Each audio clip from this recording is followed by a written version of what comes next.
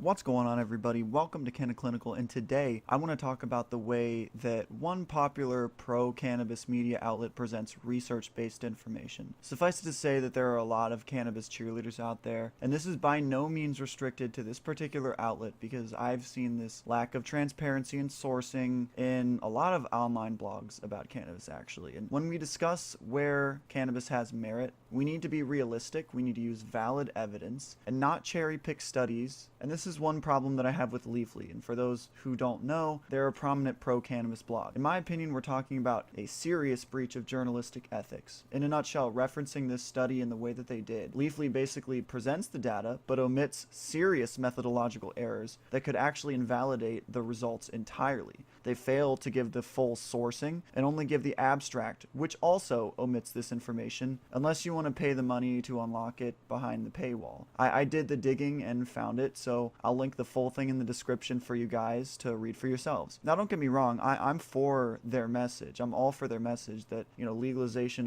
of cannabis for medicinal use and even recreational use. And I don't doubt the scientific basis for the concept because I have seen studies that do seem to agree, but that's a different video. And this actually really bothers me, so excuse me if I get a little bit heated. In their article about cannabis versus opiates, they talk about the opioid crisis, which is certainly relevant, but ultimately not the same issue as whether or not cannabis can be substituted for it or even reduce opiate use and dependence. Then they discuss a study that suggests cannabis reduces use of opiates in a survey of fibromyalgia patients.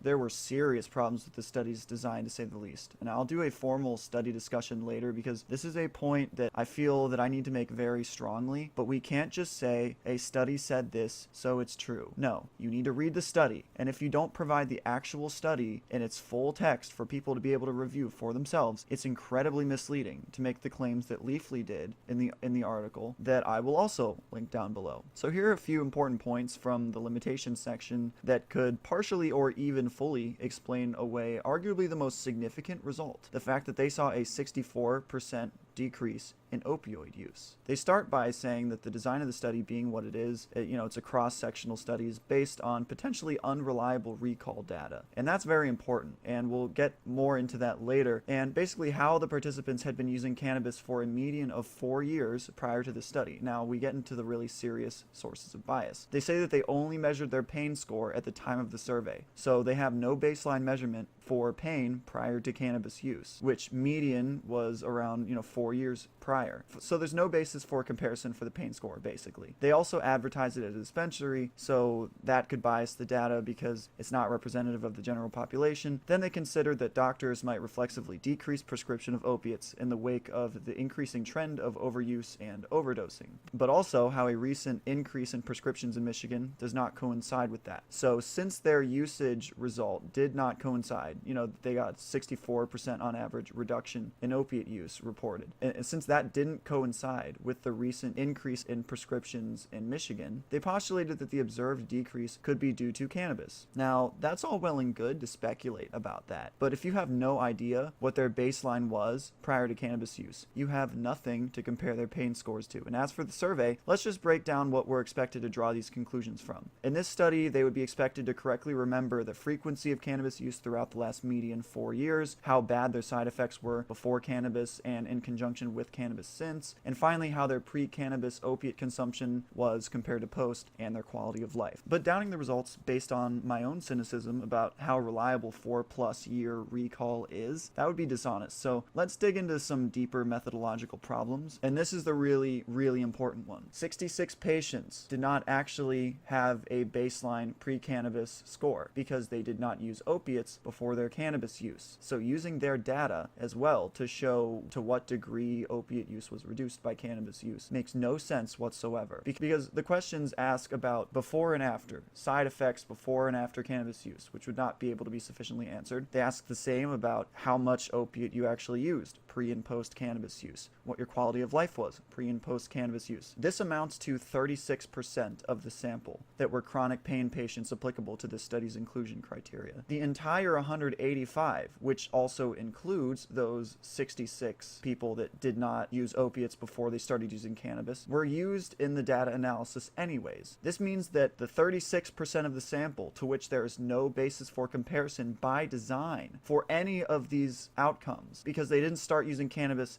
after starting opiates, is included in the figure that they calculated a 64% reduction in opiate use post-cannabis. They basically used data that the researcher themselves says in the paper that they didn't post the full text of, that there are significant limitations in the fundamental design of the study and the nature of the data collection that limit inferences that you can make with the data. Meanwhile, they're making strong inferences that this proves that you can replace opiates partially or fully with cannabis as an alternative therapy, as if this study says that they just started taking cannabis and voila, they reduced opiate intake by 64%. Read the study. Don't just read the abstract, and make your conclusions based on that. Because if you read the limitations section that you actually have to dig for and you know, get the full text of that they don't provide you, you find actually some pretty serious problems that, at least for me, make me doubt the conclusions that they're making here, which are, by the way, considerably less powerful than how Leafly is representing the study. This is why these study discussions that I do are so important, in my opinion. I mean, it's really persuasive until you look under the hood a little and do your own legwork. This isn't to say that there's no evidence out there that cannabis has opiate-sparing effects. My point is that this is not the study to use, and not providing the full source material, the lack of transparency to the limitations of the study, both in their appraisal of the results and in the link that they provide, is dangerously misleading. Parroting what the abstract says, because I don't want to believe that they didn't read the thing that they're holding up as evidence to suit their perspective, sounds good and may be true to a certain extent, but let's at least portray the study honestly, instead of trying to validate some preconceived notion with a faulty study and follow it up with some guy's anecdotal experience. I don't doubt its legitimacy in use with opiates, again, or as an analgesic, because there is proof of analgesia, and to my knowledge, also some of opiate-sparing effects. But let's not use a study where you can write off almost 2/5 of the data because you have no basis for comparison for any of the outcomes of interest, quality of life, pain, side effects, or opiate use. We need to know when we're making unfair assumptions based on the evidence presented, and part of that is doing our research and reading the studies. But we also need to be honest about what the researchers are even saying about their own study, and not make claims that they aren't prepared to make. This article made me lose a lot of respect for Leafly's credibility, and it's frankly sad that an outlet with this kind of reach and gravitas in the community can't even live up to the basic ethics or transparency standards that some guy on the internet, aka me, holds himself to. The reason why I started this channel in the first place was to combat this kind of ignorance at best or willful misrepresentation of the evidence at worst, to make people aware of the benefits while at the same time providing all of the information, all the data, to make sure that you, if you are in a position to use it for your own medical problems, you have the information that you need to make that informed decision, to have that discussion with your physician. Know the risks, know the basis for these claims people make all the time, and get sort of an idea of its potential as a medicine and how it can be worked into a medical treatment. That's my ultimate goal, and here's hoping that as this channel continues, we get closer to that. Thanks for watching. If you haven't already, hit that like button, subscribe to the channel, check out those playlists, and make sure that you hit that notification bell. Until next time, stay medicated, guys.